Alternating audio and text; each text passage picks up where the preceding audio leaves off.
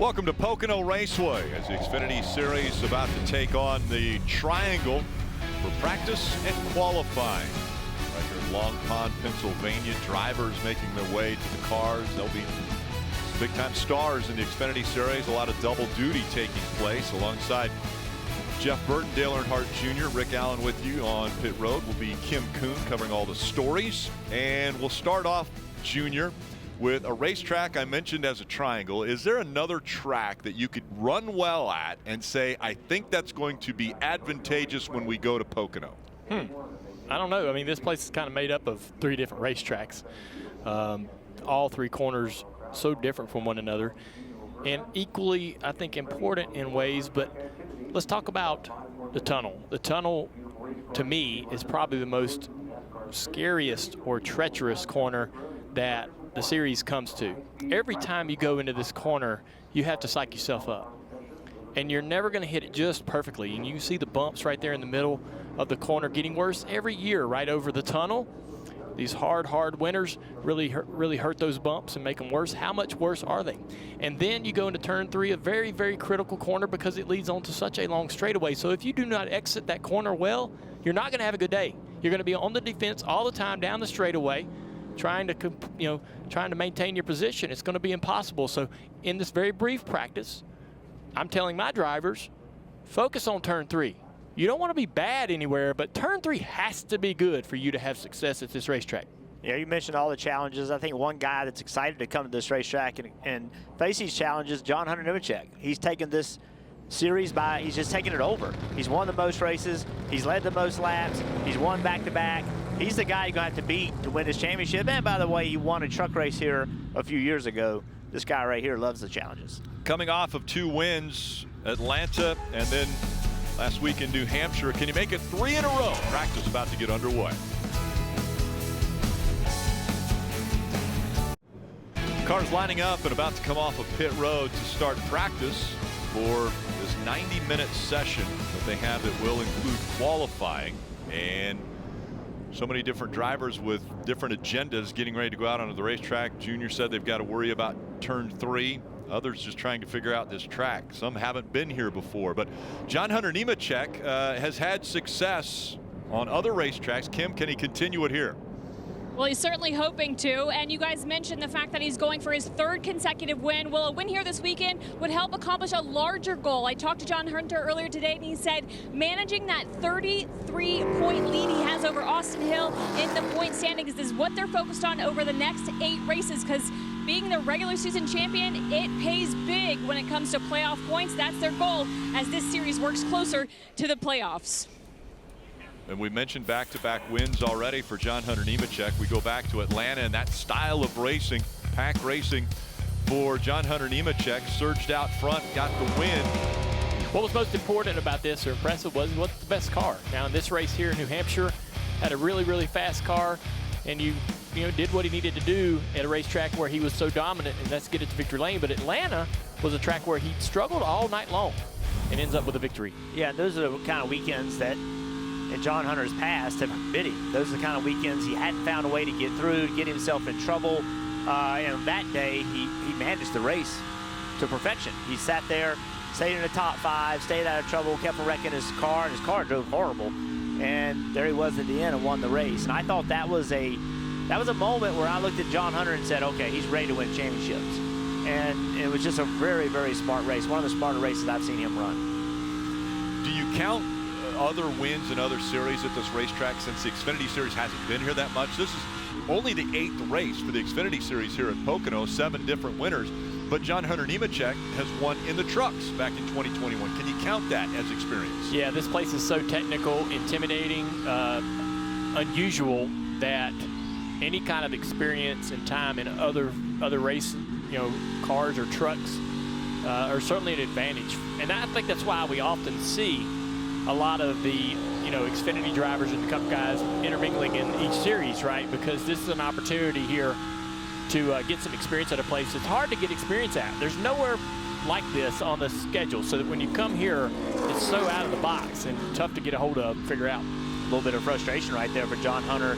You want to lay a lap time down. You always want to be the fastest guy, and he caught cars blending out on the racetrack off of turn 3, and that's going to hurt his speed. And I know it doesn't matter, right? But you want to win everything. You want to win practice. You want to win qualifying.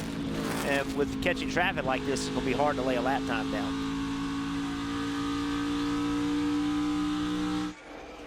Also out on track, see the 17, and Chase Elliott will be doing double duty. And this is a rare sighting for Chase Elliott to be running in the Xfinity Series. It's been a couple years since he's done it, back in 2021 at the Indy Road Course. Is this just another opportunity for Chase to maybe get a little more experience on a racetrack now that he has so much pressure on him on the Cup Series? Yeah, I think it's also an intention for Rick Hendrick to get this car with this number to victory lane. He badly wants the 17 to win a race. They have really enjoyed kind of getting back into the Xfinity Series. This car itself, I think, is probably the heaviest HMS effort that they've put out since they got back into racing in the Xfinity Series. A lot of times in the past, they were taking cars from Junior Motorsports, so we're pretty much turnkey, taking them over to HMS and getting them ready and taking them racing. This car itself, I believe HMS has put more effort into actually building the car itself. So wouldn't be surprised to see this thing be lightning quick with the resources they have. And like I say, Chase is excited to get an opportunity to drive some laps, get an understanding of what this track's going to tell him. But there's also an effort from the boss, Mr. H, to get that 17 and this paint scheme to victory lane. And to feather that out just a little bit more, Chase talked about the fact that, yes, there are differences from the NASCAR Xfinity Series side of things and the Cup side, but in general, this just doesn't only benefit the driver, it benefits the entire organization, making sure the road crew is used to the culture of HMS, getting your feet wet in a series that is not Cup. Company-wide, this is very beneficial for Hendrick Motorsports, not just for the driver, but for Chase. This is exactly what he wanted to do in terms of the extra seat time. HMS signed up for what is kind of a part-time schedule in the NASCAR Xfinity Series. Chase said he put his name in the hat for some of those races, specifically Pocono, because he felt like the extra seat time would certainly help on the Cup side of things. It's a great point that Kel made. I mean, if you think about how these Cup Series, these Cup teams have built their programs, and a lot of it has centered around also having Xfinity teams, and it allows you to groom engineers, drivers. Think about Joe Gibbs Racing. To me, they're a great example. They'll run crew chiefs up from Xfinity to Cup and then run them back down. And they don't view, certainly Xfinity is not at the Cup level, but they also view it as highly professional racing where they can train people and they can, if there does need to be a change, have a place they can put somebody until he gets another Cup opportunity rather than losing that person. So these Xfinity Series programs are very important to Cup teams. There's Cole Custer, and he is the only one in the field that has won at Pocono before in the Xfinity Series. It was back in 2019, but Cole Custer, one of the 7 different winners that have won here. NASCAR Fan Rewards is free to join. Earn points all season. All you have to do is watch races. You can answer trivia, play fantasy, buy race tickets, and more. You save your points, trade them in for free tickets or autographed merchandise. Exclusive NASCAR gear, one-of-a-kind race day experiences. Visit NASCAR.com/fan rewards. Just about 10.5 minutes remaining in practice, and a little bit of a close call for Sheldon Creed just moments ago. Yeah, Sheldon Creed came off the corner and just, I think Dawson Cram in the 74 thought he was going to go, was giving him the outside, and couldn't get out of his way quick enough. Daniel Suarez in the 10 car. Jeb Burton right there behind him. A little contact almost. Different look for Jeb at 27. And Daniel driving this Xfinity car. They're affected a great deal by the cars behind him, much more than the Cup car that he's been driving. And that was a little bit of what he's going to deal with tomorrow. Sheldon Creed just behind the 78 of Anthony Alfredo. We see the new paint scheme on the 7, Justin Allgaier. He won, by the way. Interesting also, he ran his fastest lap on his 4th lap. Most people were 2nd lap or 1st lap. This is a popular design and paint scheme when it was unveiled. Everybody remembers the years of Kevin Harvick going around the racetrack with the Reese's colors. Always made good-looking race cars. How popular is that back in the shop? Reese's ice cream. It's great. Guys are enjoying it.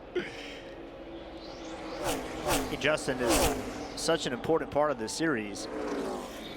He's a constant. He runs well. Will contend for this championship as he does most of them. He's the senior guy. He's the guy that I think this series has always relied on, Junior. Young drivers coming in. And a guy like Algar, he sets the example on how to do it. Race hard, race aggressively, but do it clean, Kim. And Justin, despite being fastest on the board right now, complaining about the balance of that car, said loose in and off, but plowing tight, absolutely no loud of grip. He did say, you guys talked about that tunnel turn. He felt like that's the one turn right now he is good at, but lacking in 1 and 3.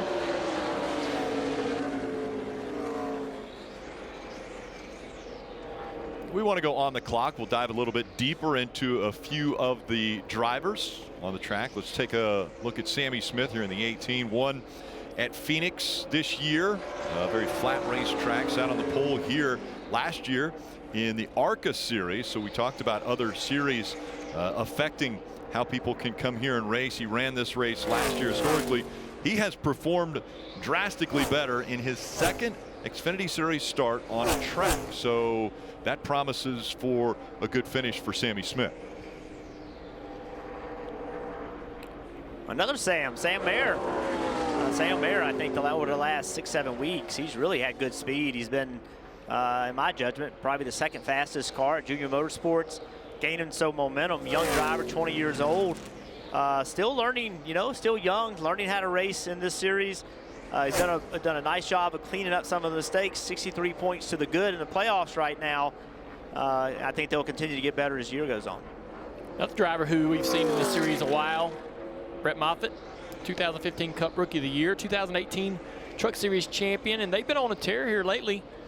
Their worst finish in the last 6 races is 14th. They're 14th in the playoff standings, 42 points back, and you'd think that'd be a lot, but they gained 41 points to the cut line in the last 3 events, so absolutely doable for this team to try to make the playoffs.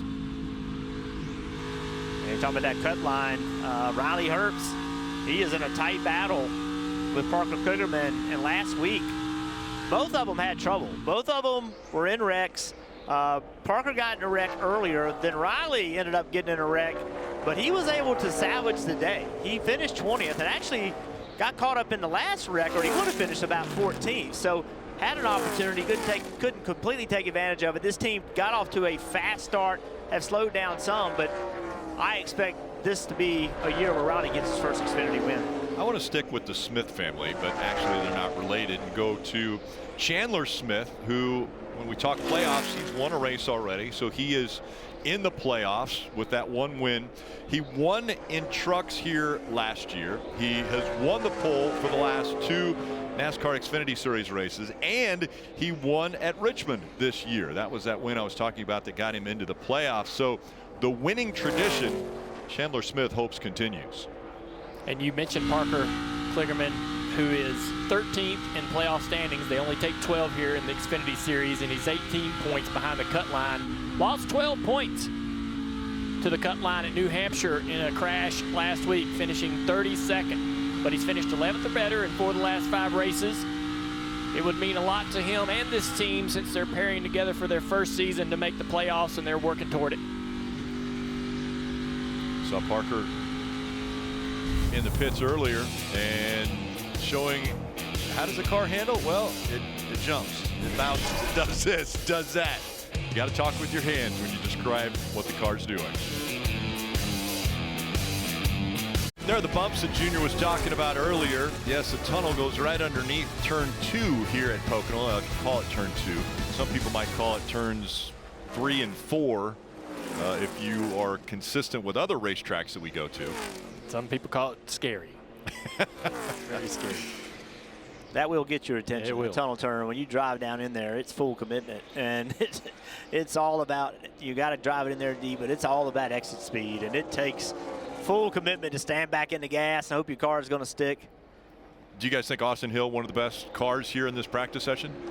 Right now, yes. You know, one of the best. It's hard to pick the best car out there, but we're gonna look at a few that we think are really good. And Austin's best, he's at the top of the board in the 5-lap average. He's second to Josh Berry in the 10-lap average. We know that not everyone has been out there running that many laps. Only a couple cars, the 21-2, the 18 and the 7, have ran 15-lap averages, and Austin sits at the top of that as well. He's run the most laps of any car on the racetrack. And we expect them to have speed, and Austin's showing it. Josh Berry's leading it, and you know, I think he's one of the other guys that has been really fast from the time they unloaded. He looks fast. Cole Custer looks really fast as well. I thought Cole's lap times were exceptionally good. I thought he slowed down a little bit on purpose to get away from some traffic, to see what his car would drive like, and so he may not be as high up on the board because I think he intentionally ran some slow laps, but every time I look at this guy, his lap times are right there at the top. What about the 17 and Chase Elliott? He may not be in the top 10 in overall speed as far as a hot lap on the racetrack, but knowing that he doesn't drive these kind of cars all the time, I'm going to give him a little grace there. But I believe he will be racing for the lead at some point in this race.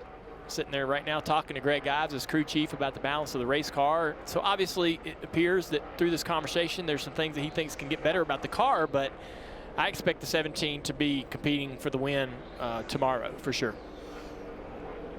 Laps run the most. The 21 was out there for 19 laps, as was the 2 of Sheldon Creed. And the least laps run, the 66. So Timmy Hill, only 4 laps run. As the red and black flags come out, meaning practice is over, everyone will be switching their attention to qualifying here at Pocono. That's coming up next. Fastest in practice, Allgaier. Will that convert into fastest in qualifying? A full weekend from the Tricky Triangle on USA. On Saturday, it's Cup practice and qualifying at 2:30. On NBCSports.com, and then Cup practice and qualifying at 3 o'clock here on USA. Countdown to green at 5, and Xfinity Series racing just at the bottom of the hour. Countdown to green at 2 o'clock on Sunday and 2:30. Cup Series racing. The number of races before the playoffs are dwindling quickly, especially for the Cup Series. 6 to go for them. As we take a look at the top 10 in Xfinity Series practice, Allgaier won the pole a year ago. Can he match that? Do it again? I mean, you know, he's top of the board right here. I think he's got a great shot at it. But you know, we talked about it. I don't think we saw what everybody can do just yet. I think Chase Elliott has a lot more speed in his car. Is it enough to get up there and try to get the pole? But there's a few cars. You mentioned the 00, you know, slowing down, trying to get some space to be able to run a clean lap. Yeah, and the guy that's not anywhere on here is John Hunter Nemechek. And John Hunter Nemechek, we saw him catch traffic in practice. I would suspect he would have a shot at this pole.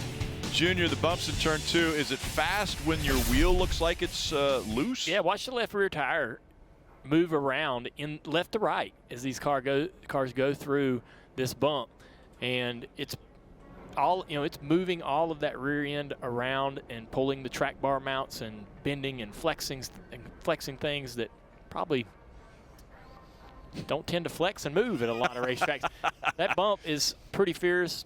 And you'll see, too, they're using a little bit of that. Yeah, that number 11 getting through there. They're using a little bit of that apron sometimes to get the car to turn. Watch this 21. Watch that left rear tire. Moving in and out of that, you know, left to right. That movement, it's so much force and lateral load on these cars, and going through those bumps, it really puts a beating on them. It would be in the best interest of crew chiefs to not show the drivers that shot. When you come to Pennsylvania, you have so many choices. So many great sports teams and events that have taken place. And, of course, Pocono right here in the middle of it all for NASCAR and this weekend.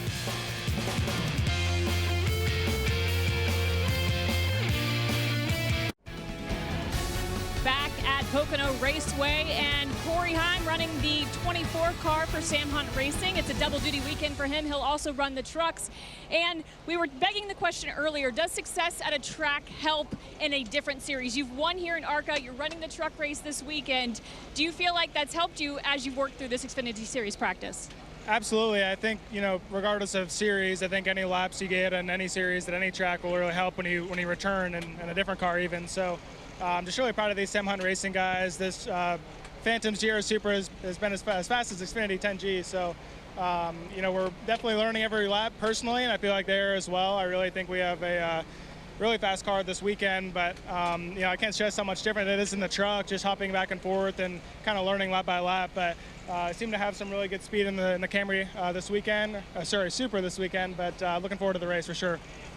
And Corey Heim has never done double duty on the same day. This will be the first time he does that. He qualified his truck in the 9th position. We'll see what he's able to do with the Xfinity Series car. It is Xfinity Series qualifying coming up from Pocono Raceway. A lot of racing taking place this weekend. IMSA, the WeatherTech will be at Lime Rock. That's noon tomorrow right here on USA. IndyCar Series, a doubleheader in Iowa. The first race 3 o'clock on NBC. That's Saturday. Then Sunday, Pro Motocross kicks things off on USA at noon. And the second race from Iowa to the IndyCar Series at 2 o'clock on NBC. So a very busy weekend of racing. And the fans have come out here to enjoy a wonderful weekend. The infield almost full of campers, tents, kid-friendly, family-friendly area here at the racetrack as we see the 74 of Dawson Cram trying for his first Xfinity Series start at Pocono. They're going to be sending out cars every 15 seconds. So they're actually going to be 3 cars on the racetrack at a time. It's such a big racetrack. And those are the other 3 going on the racetrack right there. The 3 of Ty Dillon and Timmy Hill in the 66 car on the bottom of the screen. Dawson Cram is the son of one of the guys that used to work at DEI on the Bud cars. Okay. Yeah, the 2 brothers, 2 Cram boys that came down from up north to work at DEI, and so it's pretty interesting to see him kind of carving his way into the Truck Series and the Xfinity Series to do a couple rides. They really do piece together opportunities. He had to catch that one in one. Yeah, Kevin, right? His dad's name is Kevin Cram. There's a Kevin and a Brian, and they both came down here and worked at DEI while we were winning races in that red Bud car. And I remember Dawson when he was tiny. Going over there, and now he's out there racing cars and trying to make a name for himself. Ty in a rare one-off race in the Xfinity Series in this number 3, bringing that back to the racetrack. I think he has some more races coming up after this one, I believe I would say. And I think it's good for Ty. Ty has struggled in the Cup Series this year. We know these RCR cars are fast in Xfinity Series. Get some lap time and something that is fast. I think that that's a good opportunity for Ty. See, quite a bit faster for Ty Dillon in 54.82.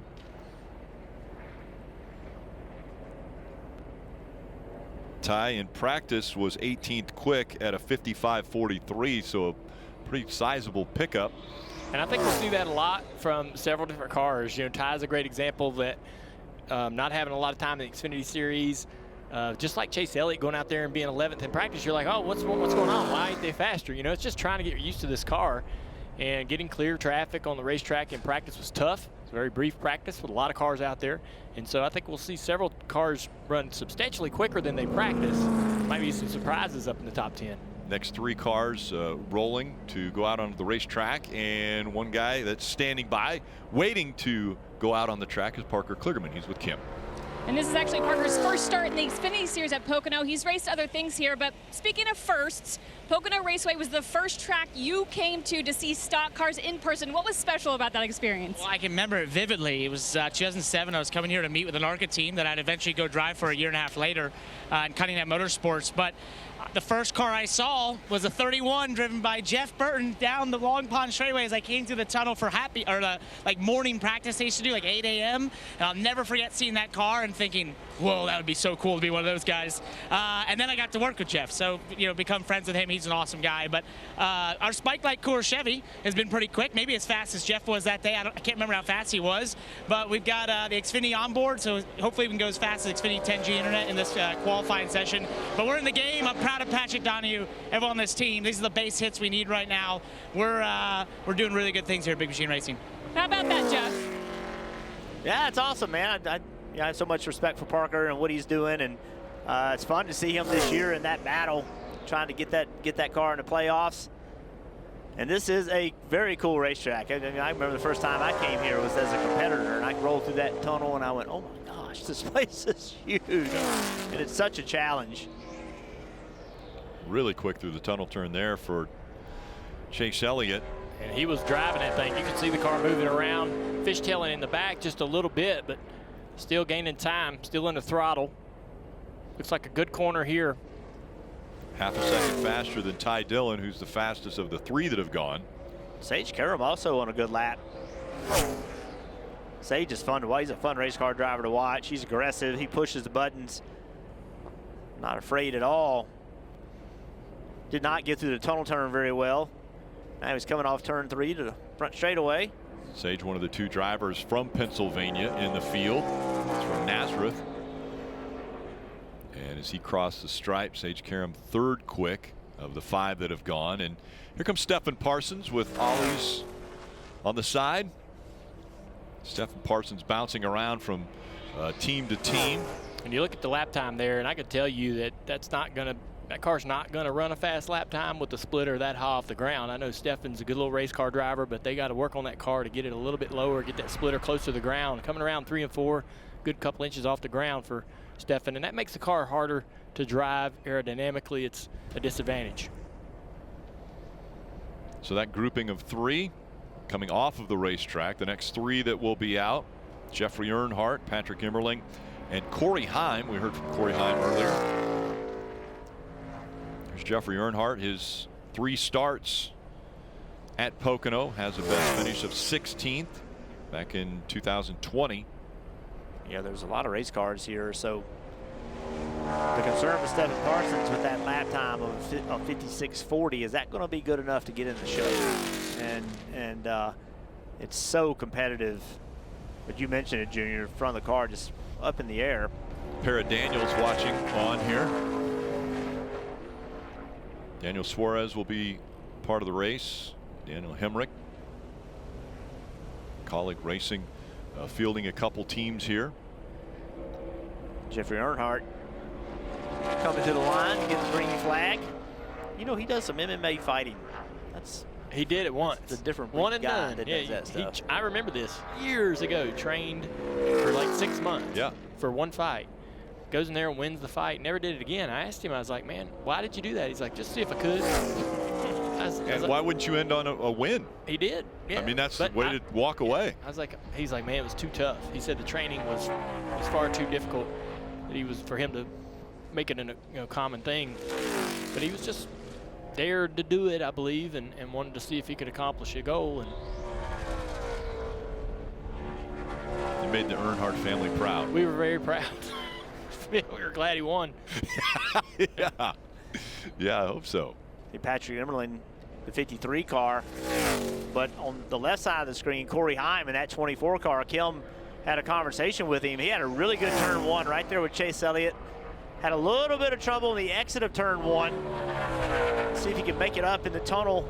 We talked about it before, Junior. Full commitment right here. Got to move back to the gas hard. Hope it sticks. That good exit right there. About a 10th off, but go in the right direction. Corey's a good race car driver. This is a great lap. Oh, he's starting to lose a little bit now through the center of turn 3. Can he put it together, though, on the corner exit and gain it back? Not quite. Still a great lap. I think he'll be happy with it to be a 10th off of a Cup champion in Chase Elliott. So Corey Heim, as we mentioned, doing double duty. He's currently second fastest in this qualifying session. behind Chase Elliott. You mentioned not only just he competing against a Cup champion, but Sam Hunt Racing competing against Hendrick Motorsports. You talked about this being an effort from Hendrick Motorsports and all the technology, everything they have, and to be a tenth of a second off of them with a very young driver, and that's just great for this whole team. We're going to watch cars go through the tunnel turn there and how they handle the bumps. It'll be fun to, after seeing the Xfinity Series go through there and how much the cars are affected by those bumps, watching the Cup cars tomorrow or Sunday as well go through that part of the racetrack and see how those cars are affected. Completely different machines and suspension. Joe Graff Jr., part of the next 3 that are going to be out there. Joe Graff with GetCoverSeal.com as his sponsor.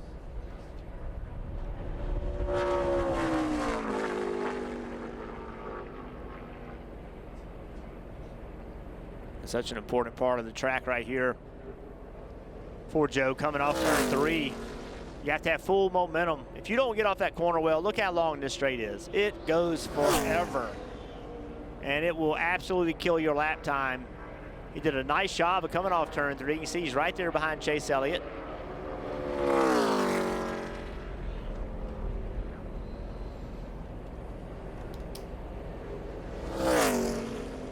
Pretty clean corner. It was. I was really impressed with it. I mean, the late apex did everything he needed to do. I think he's trying to put together a good lap here. You see Joey Gase in the 35 car here entering turn 1 now.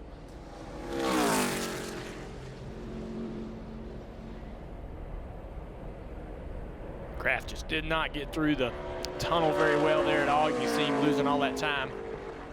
That's a very difficult corner to get right.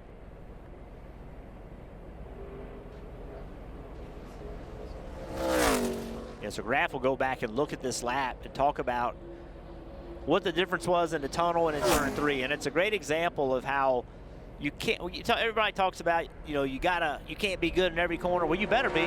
I mean, you know what I mean? One's more, there's one, you may think turn 3, I may think turn 1, but the 2 that aren't as good as your best can't be that far off. You know what I mean? They got to still be pretty close if you're going to make lap time. Joey Gase crosses the stripe, and he will be 9th of the 11 that have been out on the track. Well, if you're not here at the racetrack, there are so many different sites, beautiful areas around the racetrack here and all across Pennsylvania that you can experience the honeymoon capital of the world and hiking everywhere you want to go.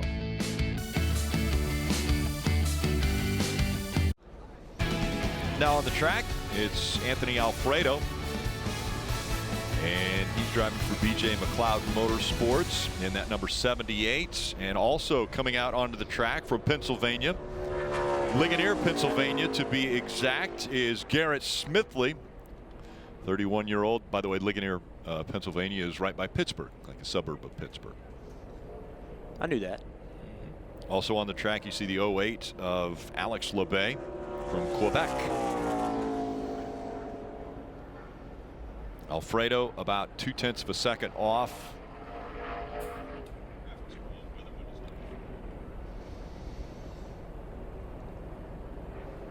And again, everyone being compared to Chase Elliott right now. A 54.28 is the mark that was posted. Again, Smithley behind the wheel of the 4. Alex LeBay in the 08 and Anthony Alfredo in the 78, who's about to cross the stripe. And Alfredo a 4th quick lap there at 54.91. Good lap. Anthony does a good job. Here comes Smithley now off of turn 3, and 0.8 of a second off is LeBay. Garrett hasn't raced here the last few years. Good to see him back racing at Pocono.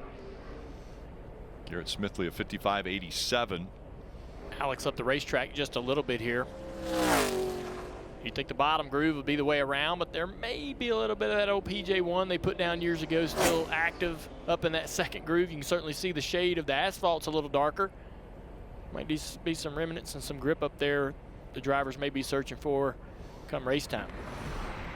Kim, have you got Josh Williams down there with you? I do. Back-to-back top 10 finishes for Josh Williams, but we were talking about the track and the conditions, and tracks in the Northeast get some of the biggest spectrum of very cold winters, very hot summers that ages the track. What's the track surface like coming back this year, specifically the tunnel turn? Tunnel turn's a little rough. I think we probably should have took that into consideration before we came here, but I don't know. We got all day tomorrow to work on it, try to make it a little bit better. And then talking about the wind, we were talking about that factor too. We see it take place during qualifying, have some effect on the car. Will that happen today? I don't think so as much here. Maybe a little bit, but it's not blowing too bad. So hopefully we'll get lucky and it'll be behind me the whole time. And then I'm getting a request for you to take your hat off. Rick wants to see the flow. Give it a good shake. It's blowing. Yeah, the wind's blowing It's blowing. down there. He wants to see it blow in the wind is essentially what he wants to see. If it's behind him, he's in good shape, is what he said. He did tell me, he said, Pocono's not been great to them. They're hoping to turn the page here this week and maybe continue that consecutive top 10 finish streak.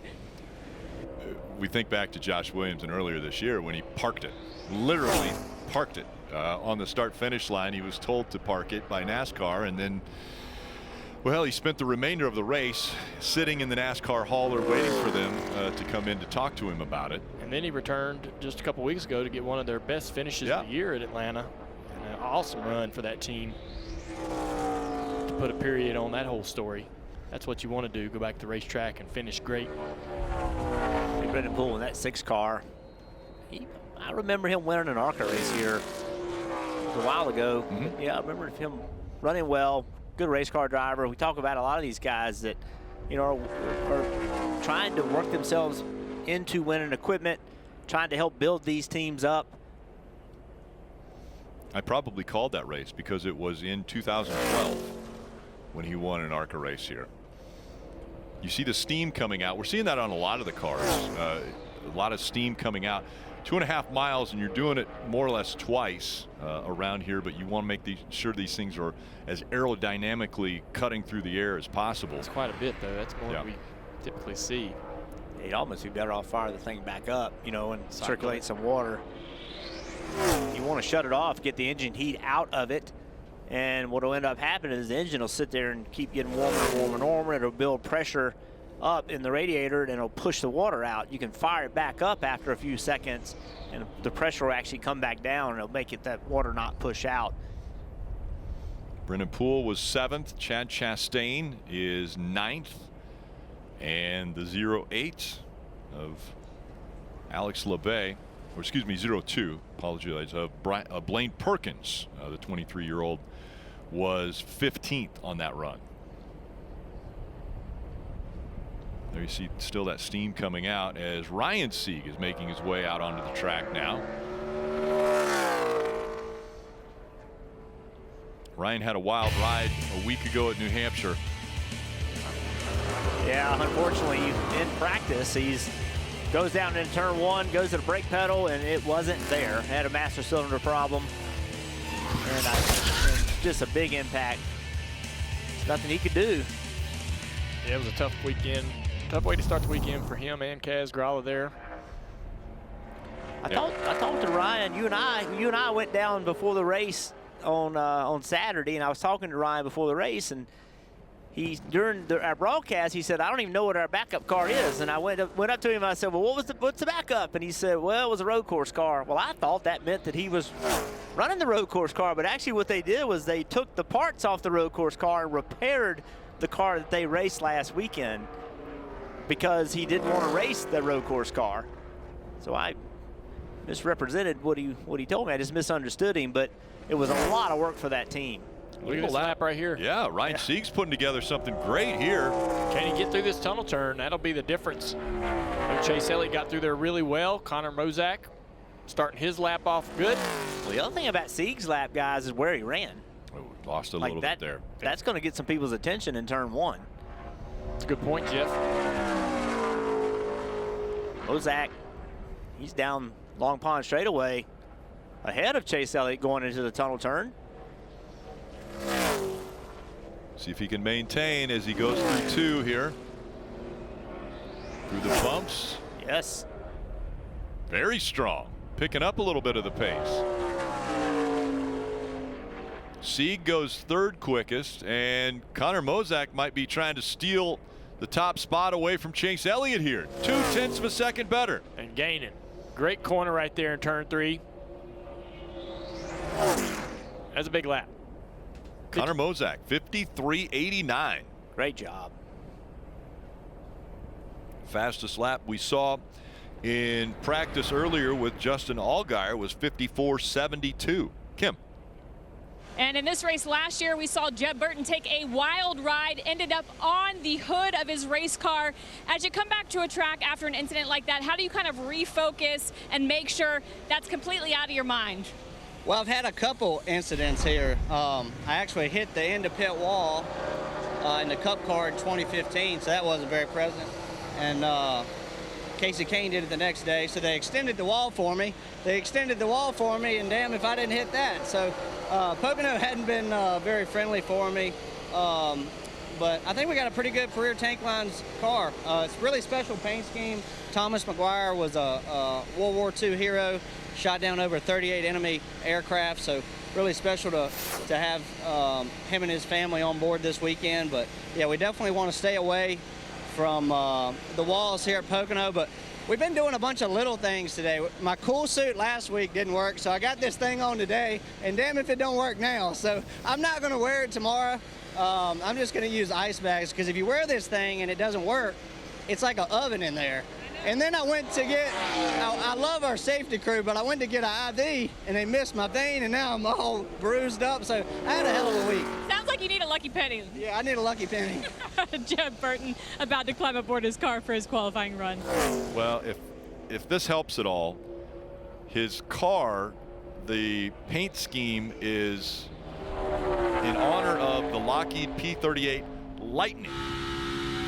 So I'm going to stop right there because the next word's pudgy, and I didn't want to go down that road. But Lightning sounds fast, and I think that would be great for him as we see a couple Parkers out on the track now. Parker Retzlaff as well as Parker Kligerman. Parker set it up in that second groove in turn 1 and 2, but could not get back to the throttle. The car never really hooked up, and it cost him a lot of time. 0.3 he's lost down this back straightaway into the tunnel. Now he's going to try to make that up. You know, he's going to try to force it through the tunnel and continue to lose time. Once you know, it's such a long lap when you make a mistake, or, you know, maybe you didn't make a mistake, but you have a bad turn 1 and 2. Gosh, man, you try your hardest to try to put together the best tunnel in turn 3 you've ever put together in your life, to try to make up for some of that time you've lost. A lot of times you make it even worse. So Retzlaff is 5th and Kligerman is 6th. Coming up, we already saw the flowing locks. Yeah, Josh Williams, he'll be making his way out onto the track after the break. Coming up next on USA, Fast 5, which is part of a Fast and Furious marathon tonight. Make a fast break to a marathon that is Fast and Furious. You can strap in for a whole night of racing, ice, and of course, family. The Fast and Furious movie marathon. That's next on USA. Fast through the tunnel turn. It's an understatement as we see now the 28 of Kyle Sieg out on the track, younger brother of Ryan Sieg. And on the clock now, also out there will be Ryan Ellis, and Daniel Suarez will be taking the track in the 10. You see him in the lower left corner.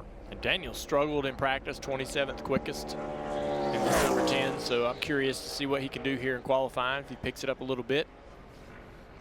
And again, we continue to see, you know, for a while I felt like Cup drivers had kind of pulled away from the Xfinity Series a little bit, but now we're starting to see more and more drivers come run these races, and I think some of it is because of what Kyle Larson does off racetrack. Not necessarily in Xfinity, but he races so much that drivers are sitting there looking at it saying, hey, I need more track time.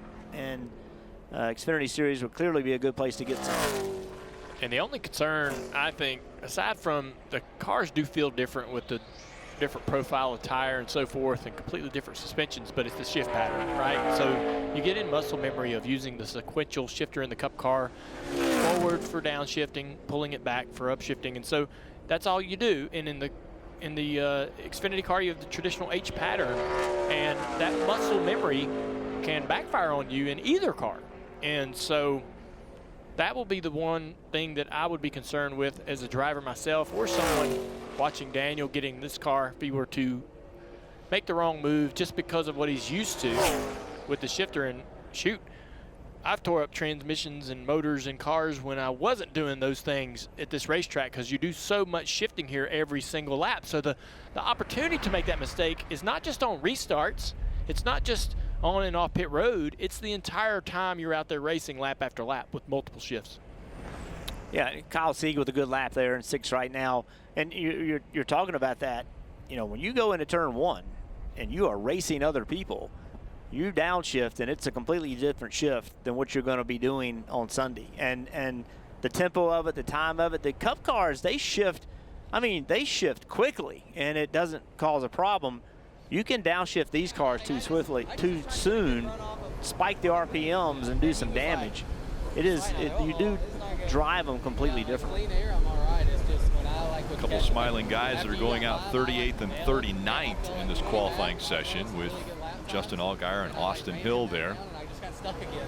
I'm just like on top of the racetrack. That's what I do hate about this race with this tire. Like this zone tire, I feel like. Is this normal? A couple Chevrolet guys talking, but they're not from the same team. Yeah, I think they're just picking each other's brain, and you hear Justin talking about the tire. It's a unique tire they run at this racetrack. It's dual zone. It's got 2 different types of compound on the surface of the tire itself, and it can be a challenge to get a hold of or try to figure out, particularly when you get in traffic. So, you know, just drivers trying.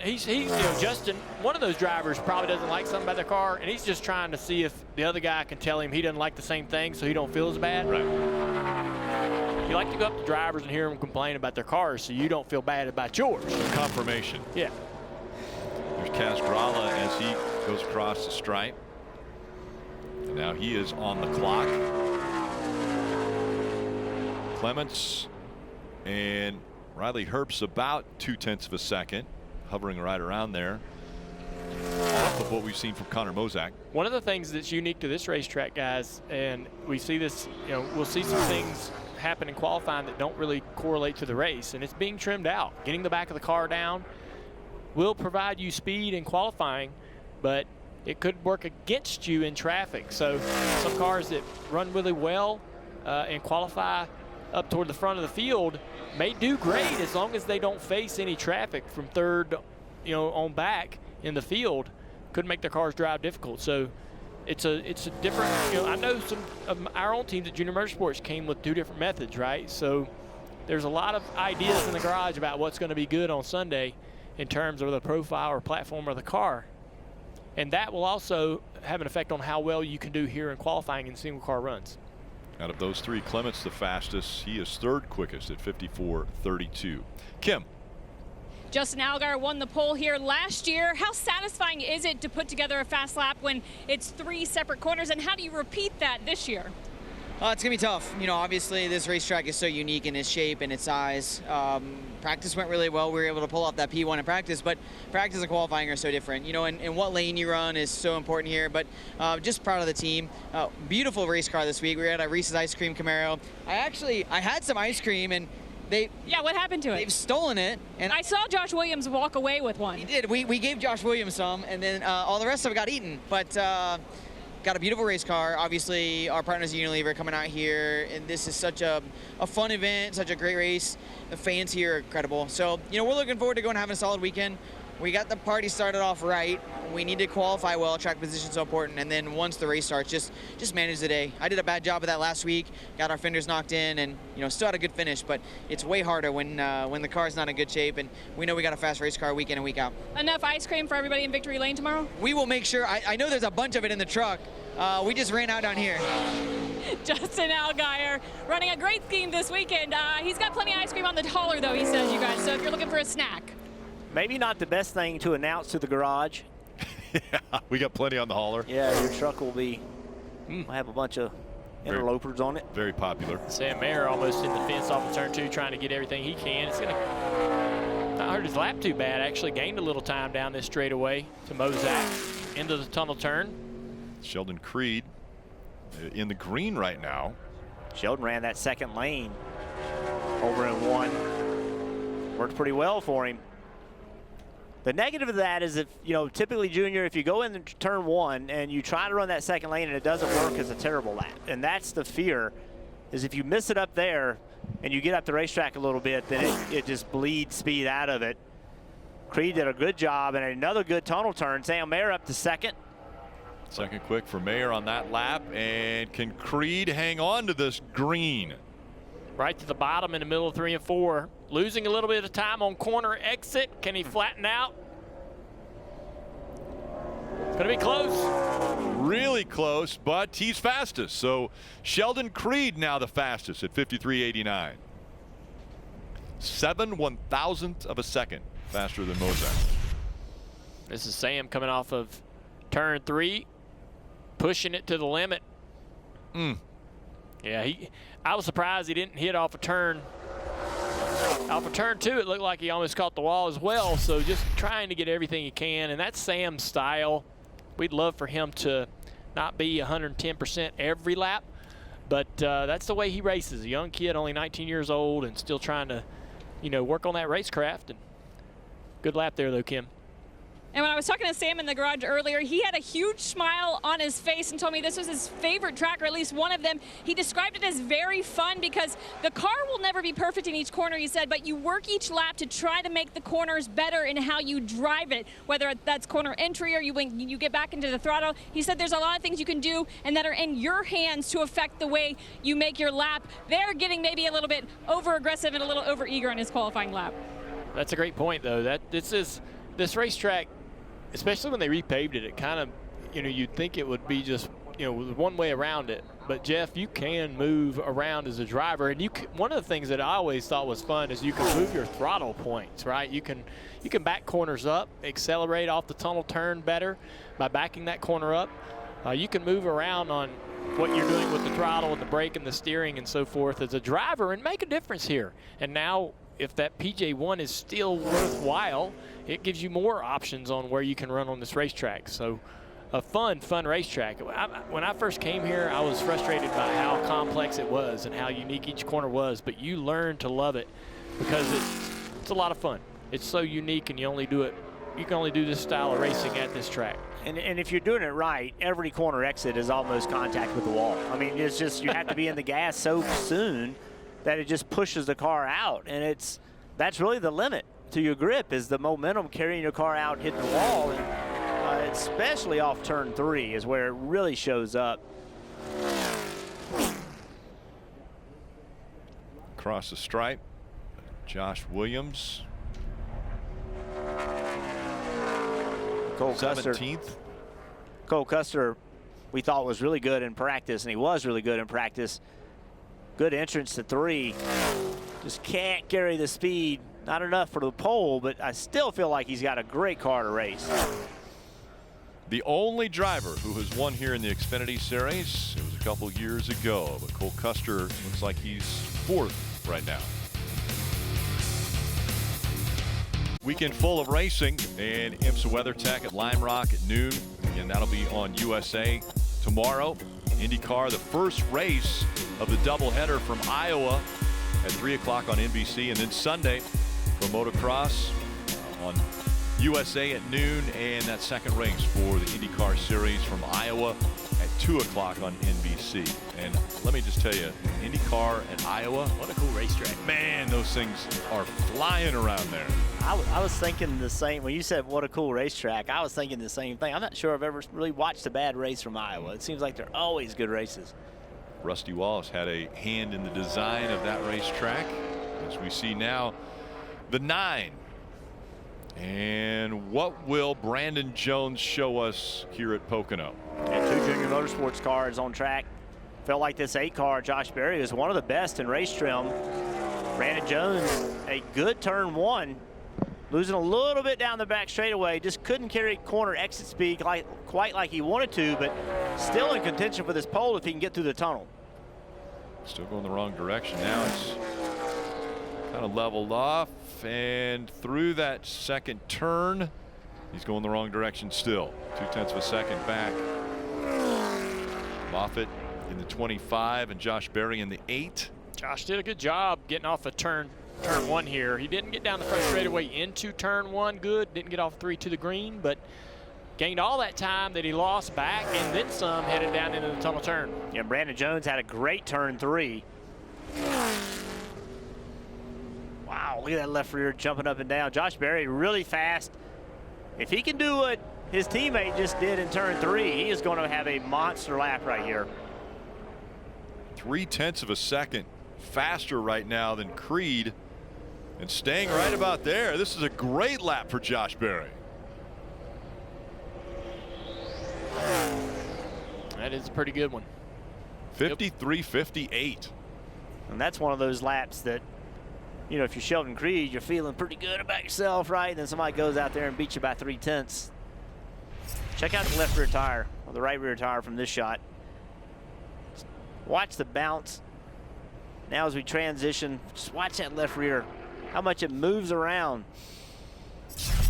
Is that enough, Junior? Is that moving enough? It's not moving as much as most cars. Really? I saw a lot of cars moving a lot more than that, but still a very difficult corner to get through, and he got through there as good as anybody today. Yeah, fastest lap that we have seen at Pocono.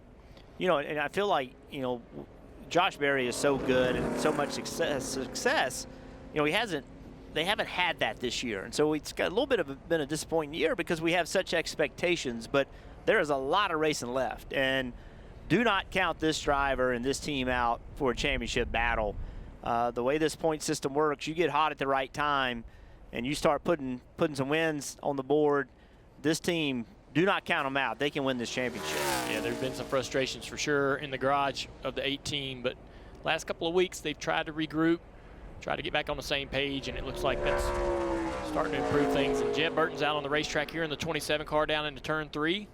And that stuff happens with every race team. Yeah. No race team goes through the whole year where everything works well. There's always ups and downs. It's harder when the downs are in the early part of the year. It's really easy to get down. Just got to keep fighting. That pure year paint scheme for Jeb Burton. I think Jeb and this team's done a nice job. You know, Jordan Anderson trying to build this race team up. They're in the playoffs with a win, but they're 13th. I believe they're 13th in regular season points without the win. So a very consistent run by this team. And again, it's I don't want to say it's underfunded. It's just not as big, and it hasn't been around as some of the other teams. I feel like they've done a really nice job. Sammy Smith down there in turn 1 and 2 with the 18 car, ran here last year, 31st was the result. Had a little trouble in that race, trying to come back. His first full season in the Xfinity Series in this 18 car. Then the other car on track is the 11 of Daniel Hemrick out of Colleague Racing. And probably the biggest news this last week was yesterday when we heard that Justin Haley would be leaving Colleague Racing, that Cup Series team, to go to Rickware Racing after the 2023 season. And I think everybody kind of scratched their head going, wait a second, Justin Haley was kind of like a cornerstone of Colleague. But he's moving on, so that means an open seat now at the Cup Series level. That car that Justin Haley was driving. And you know Daniel Hemrick walked into the office of Chris Rice when he heard about all that, putting his name in the hat to be able to move himself back up into the Cup Series. He certainly feels like he belongs there.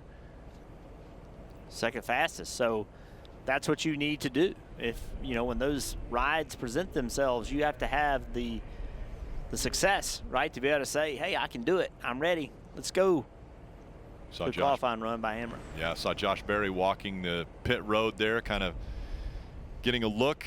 Not as many drivers still to go. 4 remain to see if he can hang on to the pole. One of them is going to be his teammate, Allgaier, who put a great lap up a year ago. And Josh Williams told us that the track shouldn't be too affected by the weather, but as we go later and later, that track does get every track I've ever been to, the fastest you'd go would be about 4 or 5 o'clock in the afternoon. So the track improves as we get later and later in the day. These moments of these little breaks right here, even that 1 or 2 minutes right there before this 7 car pulls on the track, allows that track temperature to come down just so slightly. It's a bit of a reset button for the racetrack. So Justin's going to go out here and see if he can get it done. Yep, and Josh has a very good lap, but not only the improving conditions, but look at the quality of cars coming up. Allgaier, Hill, Smith, Nemechek, all of these guys are going. I'd be shocked if they don't all run really good lap times.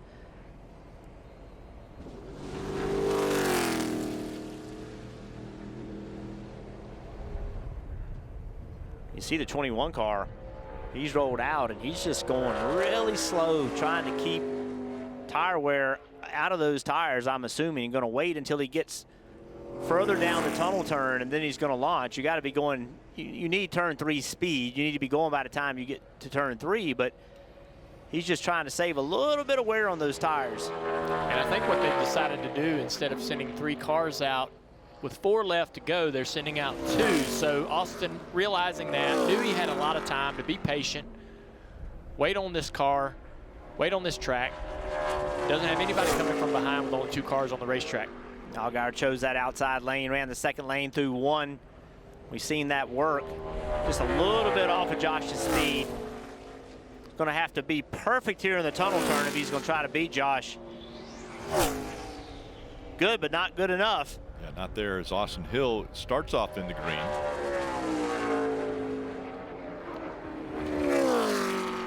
Austin 2 running that higher line in 1 and 2. Boy, he is way up the racetrack. That's as high as I've seen anybody run. I think he got a little too high. Either he got too high, Jeff, or he got on the splitter. Yeah. That car is way low on the left front splitter, right where you'd think it needs to be, but maybe he got down on the racetrack a little bit. The car took off across the track when it's laying on the ground like that. A good tunnel turn. He stayed right there with Josh through the tunnel turn. Let's see what he does down here in 3, but you're not going to pick up 0.6 of a second and sit on the pole. Allgaier's lap was 8th quickest at a 54.13, and this one's 6.5 tenths slower for Austin Hill than what Josh Berry has posted. So that one's 10th quickest. All lost in turn 1. He lost every bit of that in turn 1. The rest of the corner was really good. Check out Austin Hill going through that tunnel. Look at the bumps right on the yellow line. The bumps are the roughest right there. Final 2 cars about to go out on the track. It's Chandler Smith and John Hunter Nemechek. Those are the only 2 that Josh Berry still has to dodge. And no one really knows the speed in John Hunter's car, because he got caught up in traffic early in his practice run. So you really can't look at his practice sheet and think you know what kind of speed that car has in it. Chandler Smith, we've seen him qualify really well. He's won 2 poles this year. His teammate Hemrick sitting in 2nd. He's done a nice job. Yeah, he's got 1 win this year, 5 top 5s and 8 top 10s.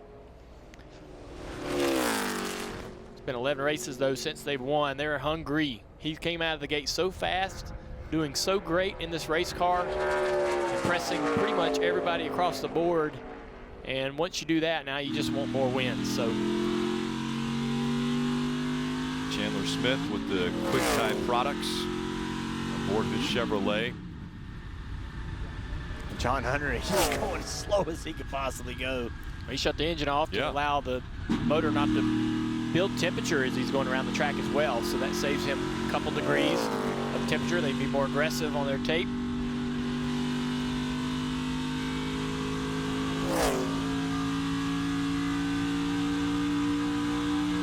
Chandler Smith, 10th and a half, slower than what we've seen out of Berry. 2 tenths now.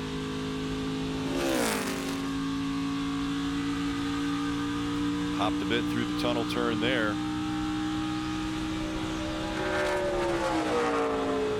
John Hunter, I didn't think he had enough speed going. It didn't sound like it was 3. full song when he got to the start-finish line. Yeah, I think he was being a bit too conservative to get up to speed and get this car rolling, and so that set him off. That basically he handicapped himself about a 10th, but he's gaining it back. A great turn 1 and 2.